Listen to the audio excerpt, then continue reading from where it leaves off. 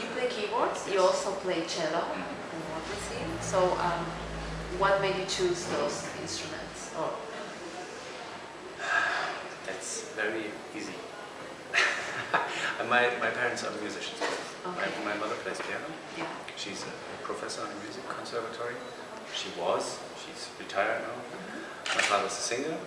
And so it was very obvious that I had, or not I had to, that I wanted to learn an instrument. And I wanted to play piano because there was a piano around. And I went to my first piano lesson with a piano teacher who was not my mother, because she didn't want to give me lessons in the very beginning. And I played, and he said, "You are extraordinarily ungifted for piano. Oh my God. So you should learn something else, Wow. not piano." So And harsh. I was 5 or 6, and he said to me, "Why not cello? It's a nice instrument. It's like the singing voice, and it's very beautiful." And I said, "Yes, why not cello?" So I started with cello, and obviously I returned to the keys not so much later. And I hope I'm not that extraordinarily ungifted. No, we don't think so. No, but it's a lot of fun to. Actually, I play a lot of instruments. I play bass, and I started my first pop band. I was a member of. I was a percussion player, so and I sing quite a lot.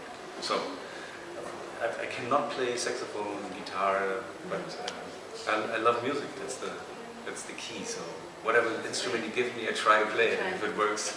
Which one's your favorite keyboard? Or actually, the most fun for me to play is bass. But I'm by far not a good bass player like Kevin is one or something. I had a couple of bands where I played bass, but it's a lot of fun. But I cannot tell what's my favorite instrument.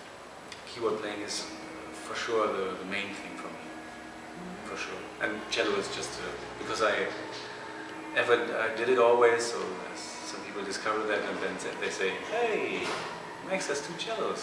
Why don't you play one of them?" So that's the way it is. yeah. So you've been here to Argentina before? Yes. Last year? Last year, that was my first time. Exactly. And now it's your second time. Yeah. What do you think of the country? Have you been able to see I it didn't see too much of the country. I saw last year. I just saw just in. Yeah. Exclamation marks. It's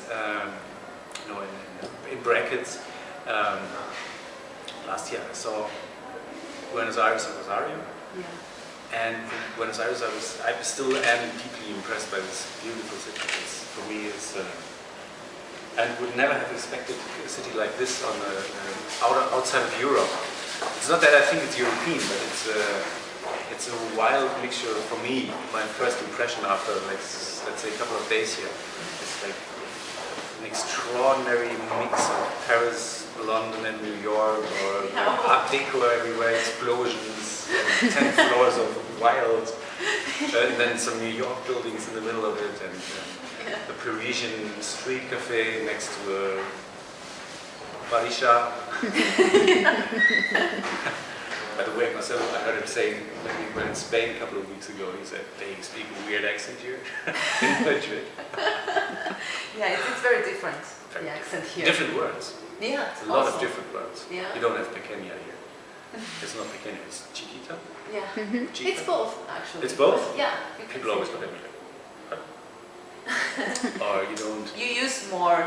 We use more chiquito than pequeño, but people will understand. Yeah, people will what understand. you say.